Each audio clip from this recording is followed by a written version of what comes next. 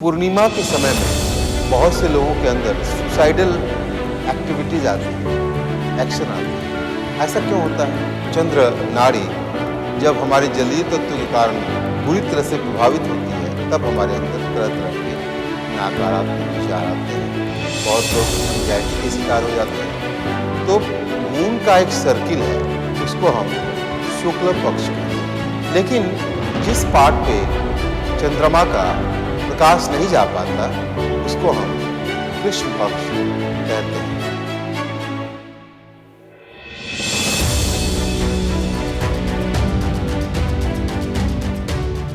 आज हम चर्चा आपसे करेंगे मून साइकिल और उसके पॉजिटिव एनर्जी क्या होती है और किस तरह से हमारे बॉडी और माइंड को प्रभावित करती है। मून का अर्थ के साथ क्या गहरा संबंध है? हमें मालूम है कि पृथ्वी का उपग्रह चंद्रमा है। यानी जैसे पृथ्वी सूर्य की चक्कर लगाती है, वैसे चंद्रमा पृथ्वी का चक्कर लगाता है। तो मून का एक सर्किल है। एक तो पृथ्वी जो है सूर्य की चक्कर 24 घंटे में एक बार लगाती है और एक वार्षिक लगाती है। उस तरह से मून भी पृथ्वी का चक्कर दो तरह से लगाता है। एक 15 दिन का चक्कर होता है, जिसमें चंद्रमा का प्रकाश का डायरेक्ट इफेक्ट अर्थ के जिस पार्ट पर पड़ता है, उसको हम शुक्ल पक्ष कहते हैं। लेकिन जिस पार्ट पे चंद्रमा का प्रकाश नहीं जा पाता, उसको हम कृष्ण पक्ष कहते हैं। देहात के लैंग्वेज में इसको अंजोरिया और अंधेरिया कहते हैं। यानी फुल मून से लेकर और हाफ मून के डिसअपियर होने तक के चक्र को हम शुक्ल पक्ष कहते हैं। और फिर जब चंद्रमा डार्क में चला जाता है, उस समय को हम कृष्ण पक्ष कहते हैं। तो ये शुक्ल पक्ष और कृष्ण पक्ष ये पूरे पृथ्वी को प्रभावित करता है। चंद्रमा का प्रभाव वनस्पति पर बहुत ज़्यादा है, प्लांट जितने भी हैं। इसलिए हमारी जो दवाइयाँ बनती हैं आयुर्वेद से लेकर किसी भी पैथ में, उसमें चंद्रमा के शीतलता का, उसके जलीय प्रभाव का बड़ा गहरा असर है। हमारे शरीर में 70% से ऊपर जलीय तत्व है, जल है। उसका सीधा कंट्रोलर चांद है, चंद्रमा है। तो इस तरह से उस जलीय तत्व का कंट्रोलर होने की वजह से चंद्रमा का हमारे मन पर गहरा इफेक्ट है। यानी अगर हमारी चंद्र शक्ति अच्छी है तो हमारा मूड, हमारा मन काफ़ी शांत रहेगा, मूड कभी विचलित नहीं होगा। आपने देखा होगा कि पूर्णिमा के समय में बहुत से लोगों के अंदर सुसाइडल एक्टिविटीज आती है, एक्शन आती है। ऐसा क्यों होता है? ऐसा इसलिए होता है, चंद्रमा जब पूर्णिमा के पूर्ण प्रकाश में रहता है तो हमारे शरीर के अंदर जल तत्व की मात्रा बढ़ जाती है। आपने देखा होगा कि समुद्र जो है, उस दौरान पूर्णिमा के समय में, एकादशी से पूर्णिमा के बीच में समुद्र के अंदर लहरें भी काफ़ी उठती हैं। मतलब जल तत्व की मात्रा पृथ्वी पर बढ़ जाती है, तो समानांतर हमारे शरीर में भी जल तत्व की मात्रा बढ़ जाती है। तो जब जल तत्व की मात्रा बढ़ती है तो हलचल हमारे मन के स्तर पर काफ़ी दिखाई देती है।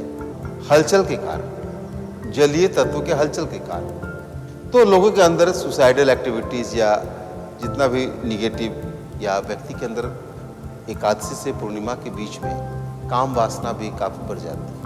इसीलिए हिंदू धर्म ग्रंथों में या और भी विभिन्न धर्म ग्रंथों में उस दौरान एकादशी से लेकर पूर्णिमा तक व्रत की महिमा बताई गई है। कहा गया है कि एकादशी के समय में, पूर्णिमा के समय में, अमावस्या के समय में जब व्यक्ति व्रत करता है, पूरा फास्टिंग करता है, तो फिर जलीय तत्व की मात्रा संतुलन में आ जाती है। और उसके संतुलन में आने की वजह से क्या होता है कि हमारा मन संतुलित रहता है। जबकि जब हम जलीय तत्व बढ़ा रहे हैं और इस दौरान हम भोजन ग्रहण करते हैं, तो भोजन के जलीय तत्व मिलकर हमारे शरीर के जल तत्व को काफ़ी बढ़ा देते हैं। और चंद्रमा की हलचल, क्योंकि वो जलीय तत्व को प्रभावित करती है, समुद्र को प्रभावित करती है, सागर को प्रभावित करती है, और हम जानते हैं कि पृथ्वी पर सबसे ज़्यादा जल की मात्रा है। तो सागर जब काफ़ी प्रभावित हो जाते हैं तो उनका डायरेक्ट संबंध हमारे शरीर के जलीय तत्व से हो जाता है। तो इस तरह से यह हमारे मूड को काफ़ी स्विंग करते हैं। चंद्र शक्ति कमज़ोर हो जाती है तो बीमारियों की संभावना बहुत ज़्यादा बढ़ जाती है, क्योंकि चंद्रमा को ऋग्वेद में औषधि कहा गया है। चंद्रमा की शीतलता जब विभिन्न प्लांटों पर पड़ती है तो उसके अंदर प्रकृति औषधीय गुण को उत्पन्न कर देती है, जिसके कारण ये औषधीय गुण जो है वो हमारे औषधि निर्माण में, मेडिसिन्स के फॉर्मेशन में काफ़ी मदद पहुंचाते हैं और इसके वजह से हम स्वस्थ रहते हैं। इसलिए कहा गया है योग में भी, ईड़ा नाड़ी जब शांतता अवस्था में रहती है, ईड़ा को योग में चंद्र नाड़ी के नाम से जानते हैं। तो ये चंद्र नाड़ी जो है ये हमारे मन को शांत और शीतलता प्रदान करती है। इसका आश्रय गुण है, मतलब स्त्री गुण है। स्त्री का स्वभाव पुरुष की तुलना में शांत माना गया है। जो चंद्रमा जो है वो हमारे माइंड को शांत रखती है। लेकिन जब यही चंद्र नाड़ी जब हमारे जलीय तत्व के कारण बुरी तरह से प्रभावित होती है, तब हमारे अंदर तरह तरह के नकारात्मक विचार आते हैं और हम तरह तरह की गलत धारणाओं को अपने अंदर जन्म देते हैं। बहुत लोग डिप्रेशन के शिकार हो जाते हैं, बहुत लोग एंजाइटी के शिकार हो जाते हैं। तो इस तरह से मून की जो सर्किल है, चंद्रमा की जो गति है पृथ्वी के चारों तरफ, वो हमारे मूड को और हमारे स्वास्थ्य को प्रभावित करती है।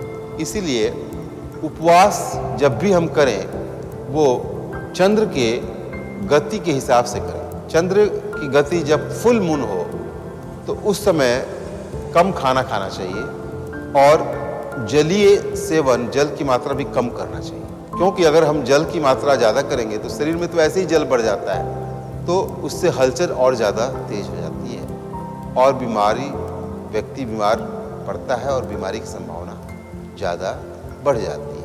तो मून सर्किल एक तरह से हमारे अंदर शांत एनर्जी को जन्म देता है, ऊर्जा को जन्म देता है।